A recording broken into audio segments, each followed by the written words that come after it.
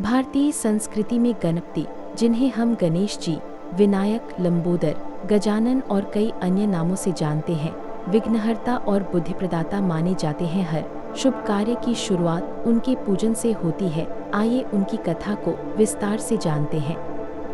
गणेश जी का जन्म। एक समय की बात है, कैलाश पर्वत पर माता पार्वती और भगवान शिव निवास करते थे। पार्वती जी चाहती थी कि जब वे स्नान करें तो बाहर कोई उनकी निजता भंग न करे। एक दिन उन्होंने हल्दी के लेप से अपने शरीर को साफ किया और उसी हल्दी से एक सुंदर बालक का निर्माण किया। उस बालक में उन्होंने प्राण फूंक दिए। इस प्रकार गणेश जी का जन्म हुआ।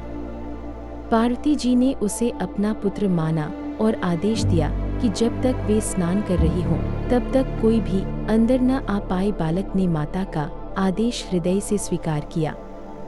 उसी समय भगवान शिव घर लौटे। उन्होंने द्वार पर खड़े छोटे बालक को देखा। शिव जी ने अंदर जाने की इच्छा जताई, लेकिन बालक ने मना कर दिया। उसने कहा, माता स्नान कर रही है, उनके आदेश के बिना कोई अंदर नहीं जा सकता।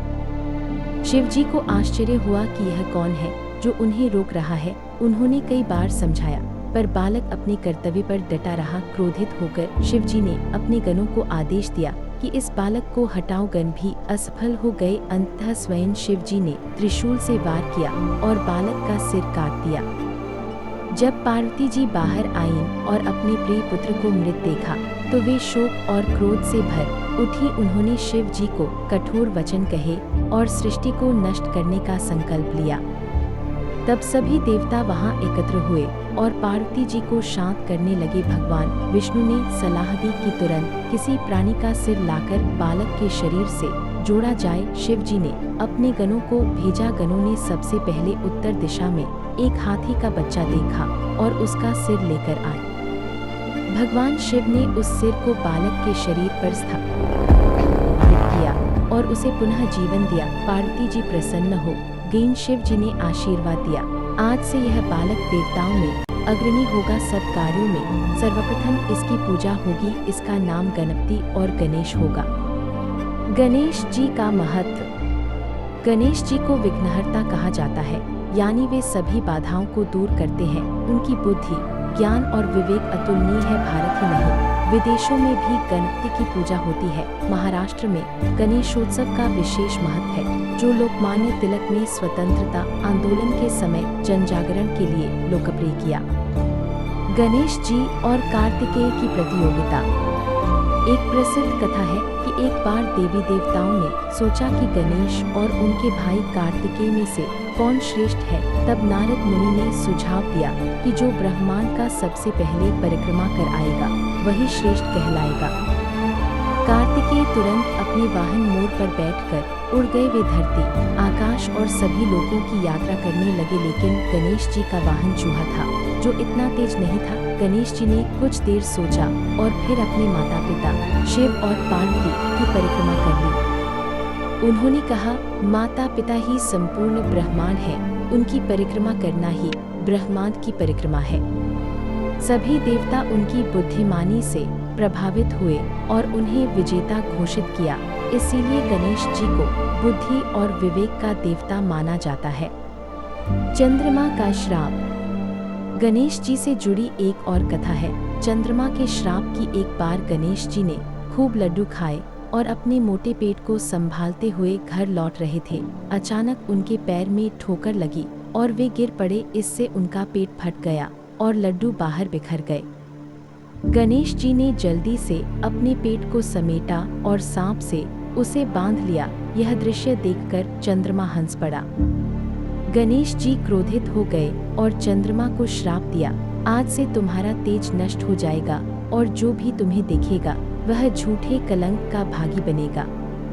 चंद्रमा डर गया और क्षमा मांगने लगा। तब गणेश जी ने श्राप को कुछ हल्का किया। उन्होंने कहा, हर महीने तुम घटते बढ़ते रहोगे, पूर्णिमा को तुम पूर्ण दिखाई दोगे और जो भी भाद्रपद मास के शुक्ल पक्ष की चतुर्थी को मेरा व्रत करेगा उसे तुम्हारे दर्शन से कोई दोष नहीं लगेगा।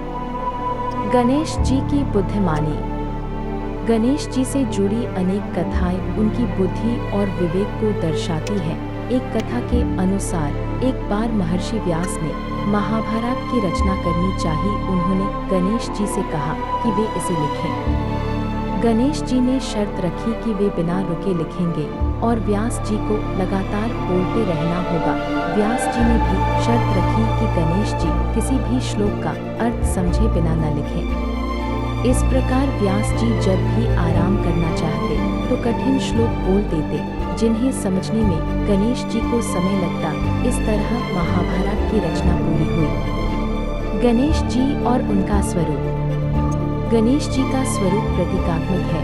उनका बड़ा मस्तक बुद्धि का प्रतीक है, छोटे नेत्र एकाग्रता के, बड़े कान अधिक सुनने और कम बोलने के, हाथी का सिर धैर्य और शक्ति का द्योतक है। उनका वाहन चूहा इच्छा और वासनाओं का प्रतीक है, जिसे नियंत्रण में रखना जरूरी है।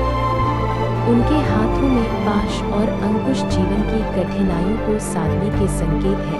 मोदक मिठास और प्रसन्नता का प्रतीक है। गणेश जी की आराधना। भारत में गणेश चतुर्थी का पर्व बड़े धूमधाम से मनाया जाता है।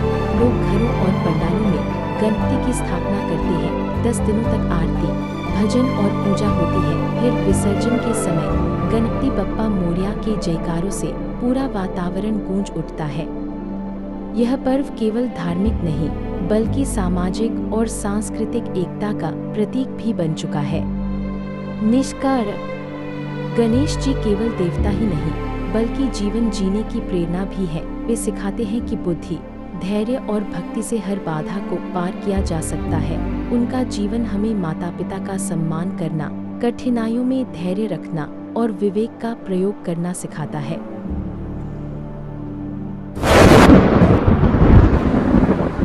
पावसाची सर सुरू झाली की ओढ लागते ती तुझ्या आगमनाची। गुणगान तुझे